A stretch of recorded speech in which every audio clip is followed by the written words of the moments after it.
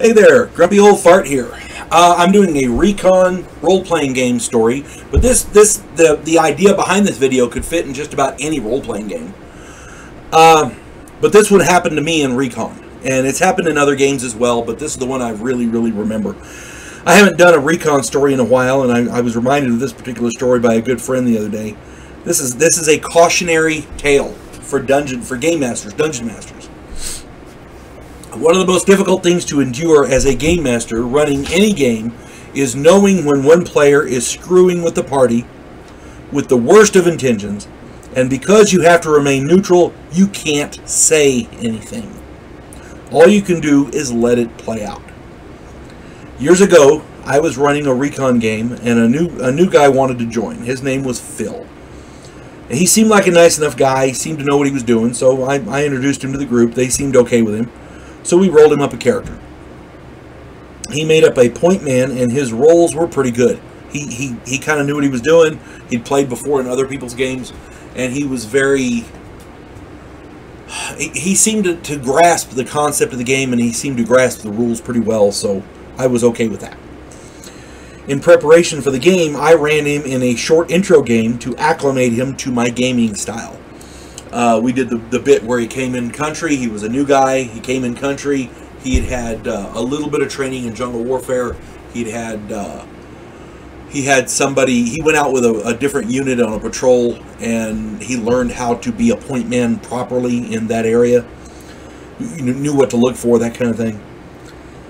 In that intro, I let him overhear two Vietnamese merchants just off the military base, talking about a heroin shipment. I figured he'd work out a way for the group to catch them. You know, give him a way to get in good with the group. Silly me. Evidently, Phil was more conniving. In the main game, the group was prepping for a LRP, a long-range reconnaissance patrol, and he said nothing. They were choppered into the landing zone for their mission, and he said nothing. They were reconning the area around the village where the heroin was stored. It was hidden there, and he said nothing. When the group ran into the smugglers, Phil was on point.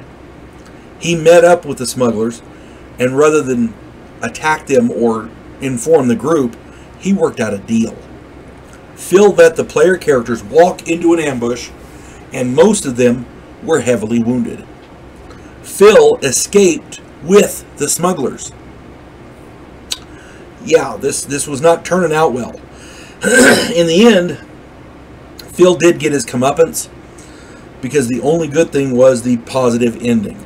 The group's radio telephone operator, the RTO, called in an airstrike, which wiped out the smugglers and their heroin, and Phil's character died.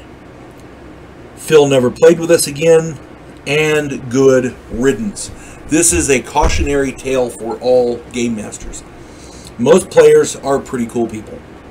Once in a while, you get a guy, you get players once in a while, they don't play well, they don't make good decisions, whatever, but their intention is good. Once in a while, you get a guy who just wants to watch your game burn. Those are the people to avoid. Once you identify those people in a game, in any game setting, at the first opportunity, get them out, because they're not going to do anything positive. They're not going to be a positive influence for your game. They're going to ruin the gaming experience for your other players. They're just not good. Phil was not good. So yeah, he was gone. But the group was able to recover from that. I think one of them died. And he had to make up a new character. But the rest of them were able to recover and get back into the game and blah blah blah blah. But it was just crap. It was just crap. At any rate, I hope this finds everybody well. You folks have a good day. God bless one and all.